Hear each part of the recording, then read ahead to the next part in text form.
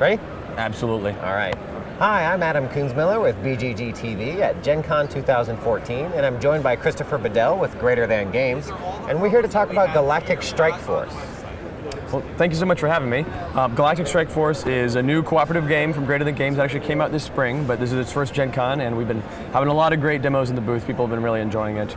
It is a highly thematic space combat game in which you and your friends are going to be flying through the galaxy, trying to save it from the most terrible opposition forces that are coming in. And the problem is that we're not space cops or guardians or anything like that. We're kind of the last-ditch effort to save the galaxy. We're assassins and bounty hunters and smugglers and gun runners, and everything has gone so terribly that it's up to us to save the place we live in, because if we don't save it, well, we can't really make a profit. All right. And it's kind of, we call it a shipbuilding game rather than a deck building game, because it has a sort of deck builder effect that when we've got these kind of different sectors set up here, and those sectors are going to have decks of cards in each of these station sections here. And as you move your ship from sector to sector, you can buy cards from those stations. You're like, oh, I'm going to buy some new new shields or some new guns or maybe a cloaking device, something like that. And as you buy those cards, they go into your deck. And then as you're playing, you'll have your hand of cards, and your cards will come, the text like that will come from your hand onto your ship, and so you can upgrade your shields and upgrade your weapons and give yourself new capabilities. So you actually thin your deck pretty considerably as you play. So even though you are customizing your deck, it's not your deck that's as important as your ship itself. So the deck is just a way to get your ship kitted out. Right, and your deck's going to have two kinds of cards in it. Techs, which are things for your ship, and boosts, which are things that you can play in moments of extreme peril to change the effect of something. So you're in battle, you're fighting against some sort of big, terrible ship or space monster or something like that, and you're like, you know what, I'm going to play this maneuver that lets me jump from here to there and do some sort of exciting thing.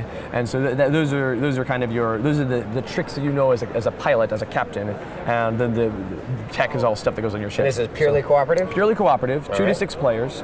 I've seen games go as short as 30 minutes, but usually it's like 45 to 90 minute game.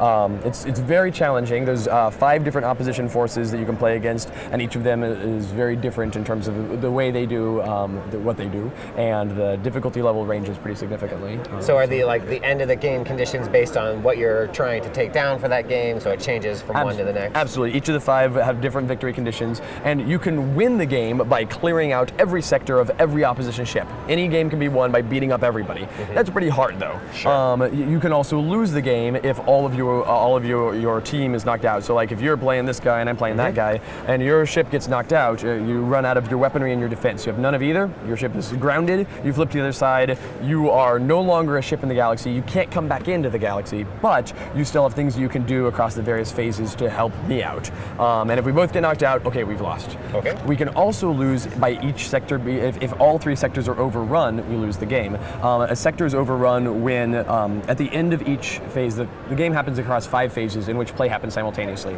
There's a travel phase in which we move from sector to sector, the requisition phase in which we buy cards, the installation phase in which we install text to our ships, the battle phase in which we fight, and the aftermath phase in which the opposition that's left over from those fights does anything that we couldn't stop them from doing. Retaliates or does whatever they were going to do. And what they do is they flip the top card of each of these sector decks, of each of these station decks. And these station decks all have text that you can buy on one side, and on the other side have boosts and ships that are of the opposition.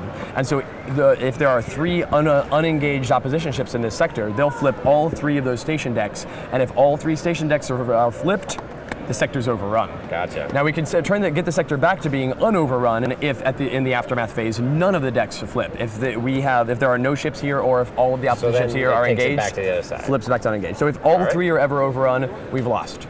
And at a certain point in the game, the other kind of exciting things is we've got the opposition forces have a panel that represents their flagship, which does not start in play. At some point in time during the game, something will happen that will make the flagship come into play. At that point, you can win the game by blowing up the flagship. Again, easier said than done. Sure. But it's a thing you can do. There is a deck of cards that represents the various ships that are in that deck, and they each have weaponry and defense, just like your ship does. Okay.